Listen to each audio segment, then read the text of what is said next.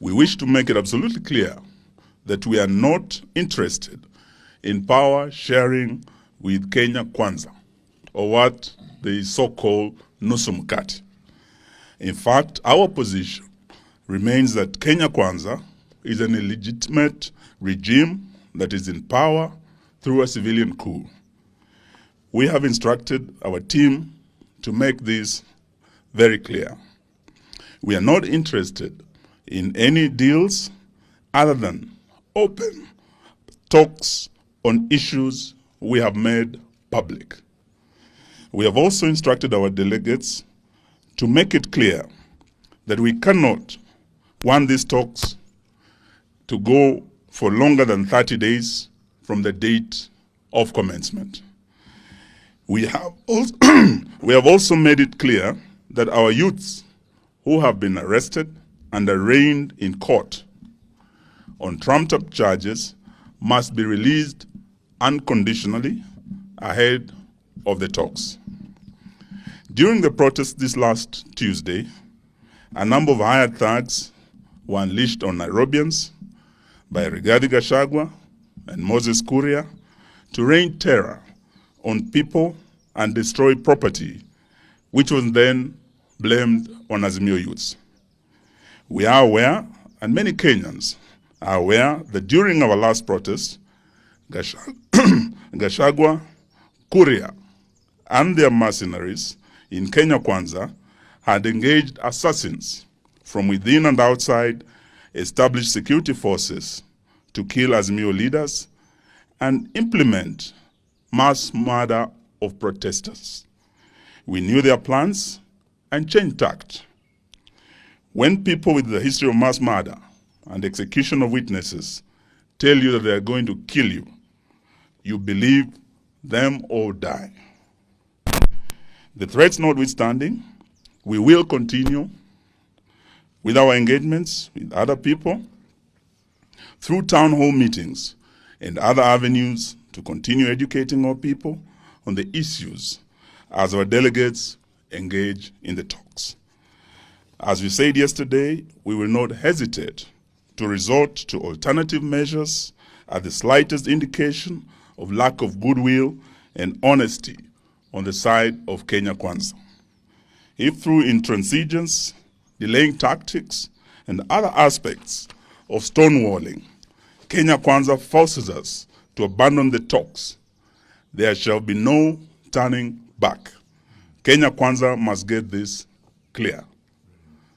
And before I conclude, there was an issue my brother, the Honorable Wajakoya, wanted to reiterate. He had raised it before in our rallies, and he wished to reiterate it. Honorable Wajakoya. Thank you, Mheshimiwa Eugene and Honorable Baba. What I wanted to tell you is our issues, when raised, people think they are jokes. We have had information regarding the assassination of Raila Amolo Odinga, Stephen Musyoka Kalonzo, and myself. And these assassination allegations are very serious. Kibet Faruk, we are here to tell you that we know of your plans when you went to the GSU school, when you were involved in hiring special sharpshooters to shoot Baba on site, to shoot Honorable Kalonzo Musyoka on site, and to shoot myself. It has been very clear also that Kimani Ichungwa, Moses Kuria, and Gachagua, they have come up and they have made it very clear that they would rather spend their days in the courthouse defending the deceased allegations. So we are not afraid. We have seen murders during Moi's regime. A lot of people were killed, and there was nobody to speak for them. So if anything happens to Baba, Kalonzo, and myself today, then you know who will be the the four culprits. They're also planning to take people on flimsy charges, a reputation that has been done during Moi's era, where you cajole your opponents with flimsy charges, take them to different police stations, and charge them and have them rot in prison forever. We shall not allow that, and God bless Africa. Thank you, Eugene. The Kenya Kwanza government, recalling very well that at the beginning of this year that His Excellency the President did call us and to tell us that business would not be as usual. And each and every department was consigned to account for the activities it envisions and how it's going to accomplish them. And for sure, your office has moved with speed to take care of various many added responsibilities that have been given progressively. Your Excellency, we are proud to be working under you, and we are ever at your service. Really, without going much further, Your Excellency, it gives me great pleasure to invite you to come and take on the meeting. So please let us be upstanding.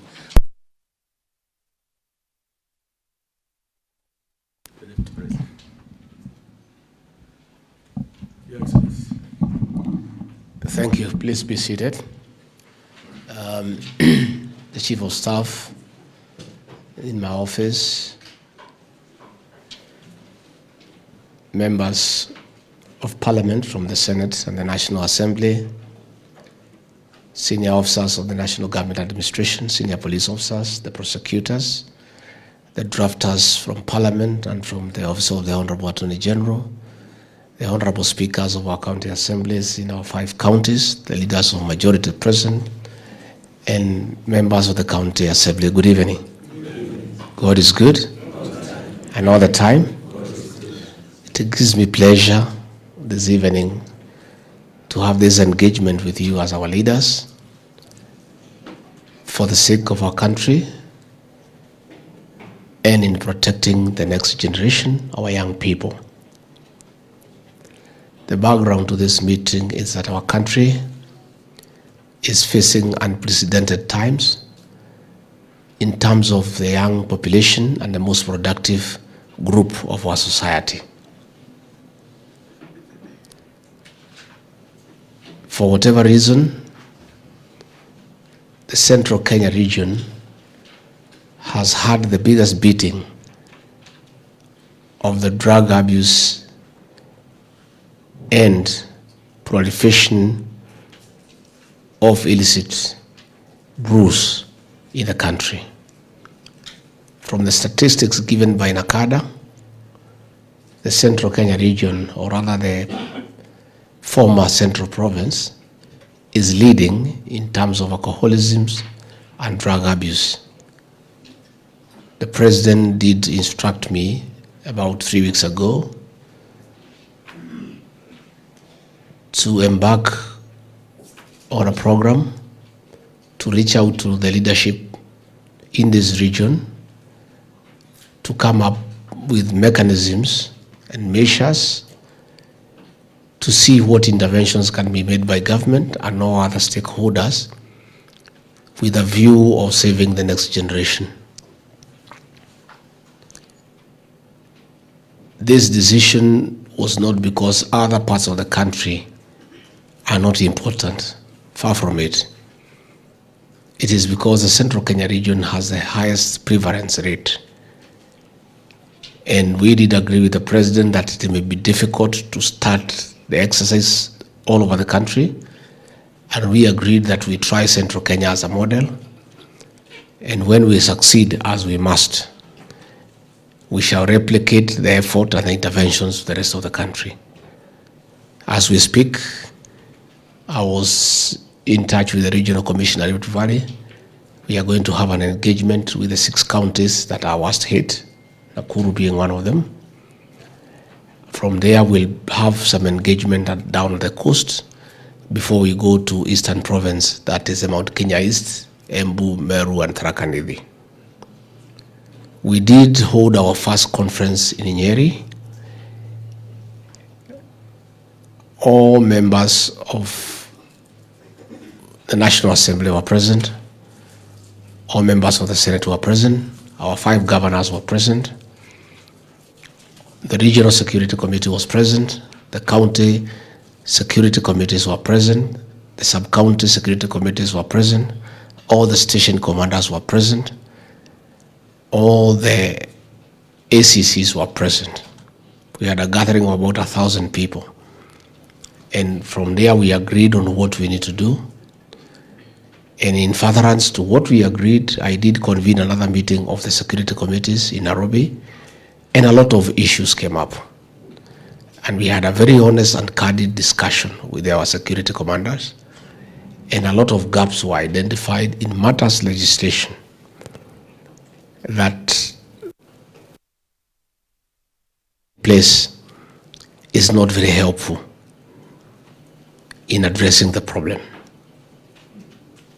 From there, I was able to call the DPP, and we had another engagement with the security committees and our prosecutors in the region, and again, gaps were identified. It became very clear we need to fix the law and create the necessary legislative framework to back our investigative agencies and our prosecution teams.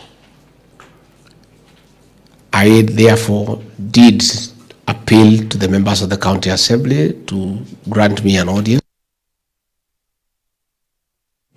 And we met 247 members of the 5 county assemblies and all the 5 speakers and the leader of majority in the National Assembly, the Honorable Ichungwa, for a long day conversation. And this meeting was birthed there. And after a lot of discussion with the members of the County Assembly, we did agree that 1, there were serious gaps. In Nyandarua County, for example, there is no legal framework in place to regulate the issue of alcohol in that county. Again, the laws that were made in the other 4 counties were hastily done and have not been helpful in the fight against illicit brews.